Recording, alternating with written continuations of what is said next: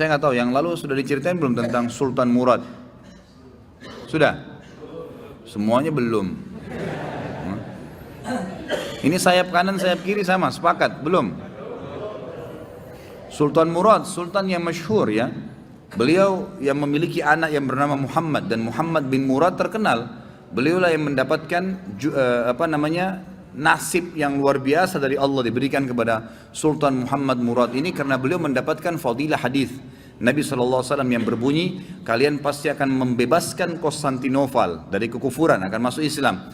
Maka sebaik-baik pemimpin, ya pemimpin pada saat itu, dan sebaik-baik prajurit yang sama bersama dengan dari zaman Utsman bin Affan, Ali bin Abi Thalib, dari zaman Yazid bin Muawiyah, banyak upaya-upaya dari pasukan muslimin menyerang Konstantinopel, tapi tidak pernah berhasil. Subhanallah, di zamannya Muhammad bin Murad ini, yang waktu itu umurnya 25 tahun, kurang lebih tahun Masehinya 1453 Masehi. Pada saat itu dia membentuk pasukan dan akhirnya menembus benteng Konstantinopel. Dapat fadilah, maka diberikan julukan Muhammad Al-Fatih. Tapi bukan Muhammad bahasan kita, saya cuma tambahkan informasi itu. Ayahnya Sultan Murad.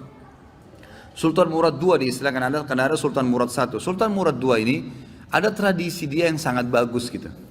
Dia punya sebuah buku ya, pribadi yang dia sering tulis sendiri pengalaman dia pada saat jadi pemimpin. Kan? Salah satu tradisi beliau ini, setiap malam beliau kadang-kadang sering keluar tapi pakai baju biasa. Ditinggalkan semua pakaian kesultanannya, dia keluar dengan penasehatnya berdua ngeliling-keliling di jalan Istanbul.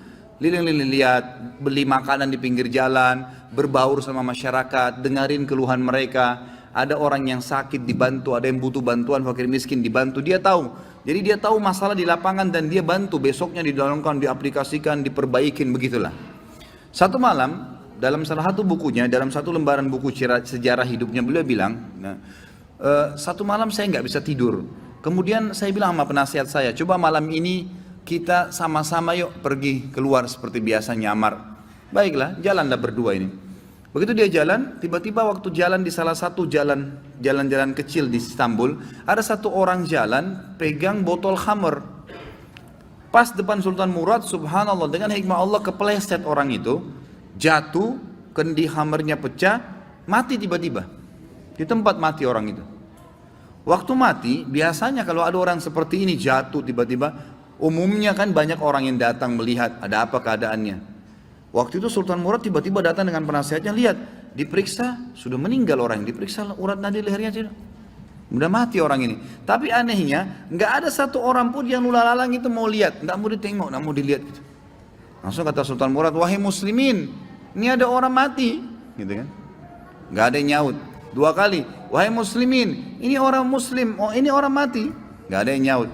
Satu orang di situ, rumahnya rupanya dekat situ, dia bilang, kami tidak akan sentuh jenazah itu, walaupun dia sudah mati.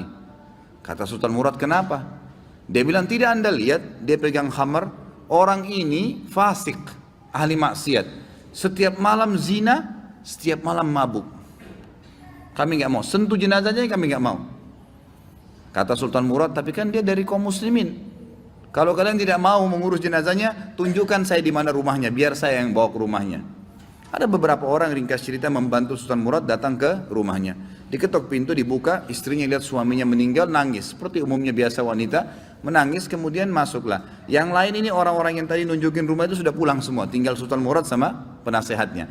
Duduk depan jenazah ini, istrinya nangis. Kata Sultan Murad, saya mau tanya, kenapa waktu tadi suami kamu jatuh, mati ini, nggak ada yang mau lihat jenazahnya, dan tersebar isu di tengah-tengah masyarakat tadi, mereka nggak mau sentuh ini karena dianggap suami kamu ini fasik, setiap hari zina, setiap hari mabuk.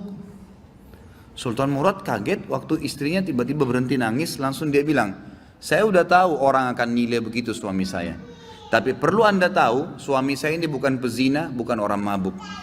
Sultan Murad bilang, bagaimana bisa? Jelas khamar di tangannya dia, kendinya pecah, saya lihat dia bawa khamar, dan orang ini bukan satu dua orang memberikan kesaksian, tidak ada satupun orang yang mau bantu jenazahnya. Dia bilang, iya, saya perlu berikan kepada anda kesaksian. Kata istrinya, suami saya ini orang sangat saleh, Luar biasa ibadahnya kepada Allah. Pada saya dan anak-anak baik, dan dia juga sangat dekat hubungannya dengan Allah. Sholat malamnya nggak ketinggal, kalau siang hari puasa, sedekahnya bagus. Tambah kaget Sultan Murad, bagaimana ceritanya?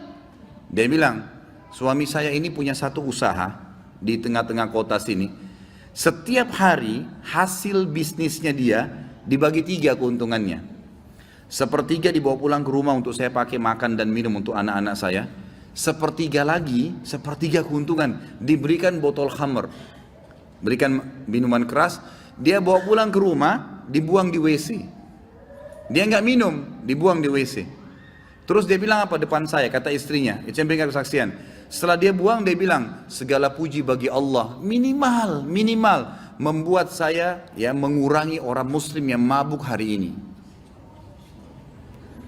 Terus sepertiga lagi yang tersisa, dia datangi tempat perzinahan, lalu dia bilang sama yang punya tempat perzinahan, ini berapa orang wanita di sini pezina? 10 orang.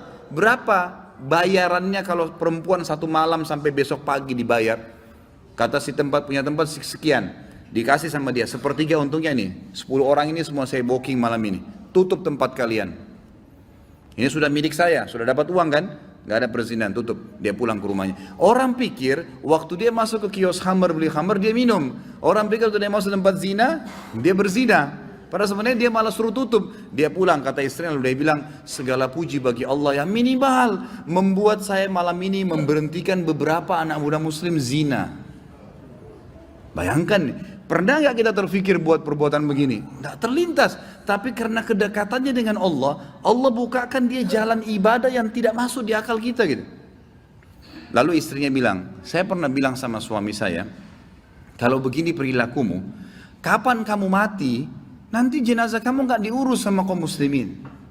Ternyata terjadi, kata istrinya, jenazahnya gak ada yang urus. Tapi waktu itu suami saya sempat senyum, dan suami saya bilang, tenang aja hai istriku, kalau saya mati, yang sholati saya nanti khalifah, sultan, penasehatnya, dan juga seluruh ulama Istanbul. Sultan Murad waktu itu menangis, lalu mengatakan, suamimu benar, saya Sultan Murad, khalifah muslimin, saya akan urus jenazah suamimu. Saya akan, ini penasehat saya akan sholati dan saya akan undang seluruh ulama di Istanbul untuk mensolatinya.